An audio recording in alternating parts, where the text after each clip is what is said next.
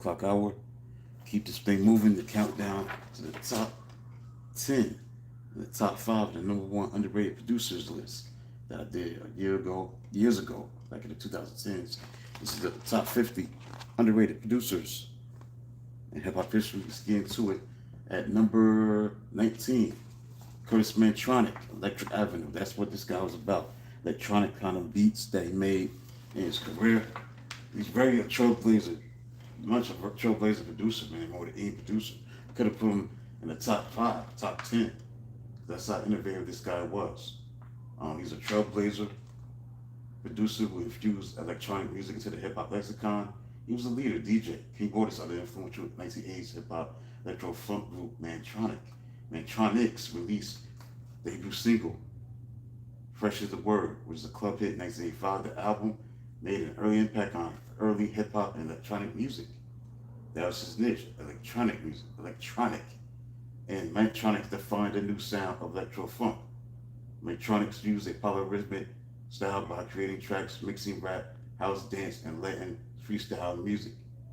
Also, Mantronic concentrated on house, techno, other sectors of electronic music.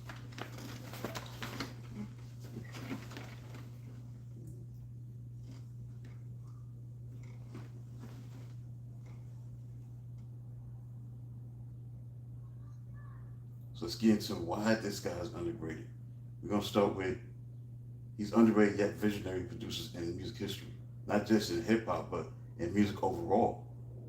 He's considered one of the most underrated yet visionary producers in music history. He was a pioneer of the 1980s electro funk hip hop scene. He laid the groundwork for genres like Southern Trap, Miami Bass, and modern EDM. Despite his monumental impact, he gets overlooked in the mainstream latest conversation for several key reasons. Number one, and this is definitely the truth, he shifted away from traditional hip hop. That's why I said if I would do the list over again, I would put him in the top 5 underrated producers. Because that's how impactful this guy was. I put him at number 19. Could have been much higher. If you look at it in the late 80s and early 90s, the hip hop production landscape pivoted towards sampling James Brown breaks. That's all they were doing. It's so true. He was a non-traditionalist of the music that he was putting together. It was electronic. So you look at it, he was a true electronic purist who favored synthesizers, vocoders, and drum machines like the Roland TR 808. So his electro rap that was futuristic sound fell out of the commercial mainstream when sample-based boom bap took over. His pivotal 80s work was briefly sidelined by history. Number 2, genre hopping and crossover success. Mantronic didn't limit himself to one genre. While he produced genre-defining tracks from Mantronics and Just Ice, he was instrumental in the freestyle and club dance scene. His career pivoted deeply into electronic house music, even releasing massive trance house hits like 77 Strings. Historically, artists who cross over between underground hip hop and commercial electronic dance music often lose their core standard and rigid hip hop history narratives. Third, early technical innovations were ahead of their time. Mantronic was one of the earliest producers to master the sampler and is celebrated as the king of the beats. He heavily utilized the Amen break in pioneering ways long before it became the backbone of drum and bass. Furthermore, his complex polyrhythmic 808 hi-hat triplets closely prefigured the defining rhythms of modern trap music because he was doing this in the mid-80s. The 1980s, the mid-1980s, these innovations were often taken for granted at the time. 4. With MCT, Mantronics pioneered the producer-MC dynamic, but that lineup ended abruptly in 1989 when MCT joined the Air Force.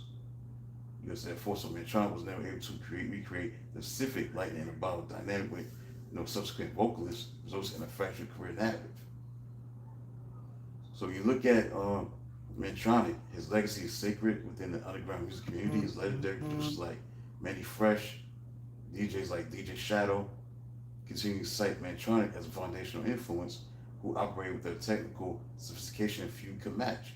This guy was different from what was going on. He broke tradition with sampling James Brown or any kind of break beats. He was doing something different electronically. You know what I'm saying? That electronic kind of music, electro rap, laid the groundwork for other genres to come in. Southern trap, Miami bass, modern EDM. So that's why he's underrated, and that's why I put him where I put him. So that's it for today. I'll be back at 5:30 with number 18 for his underrated producers from his underrated producers book right here. So until then, talk to you soon.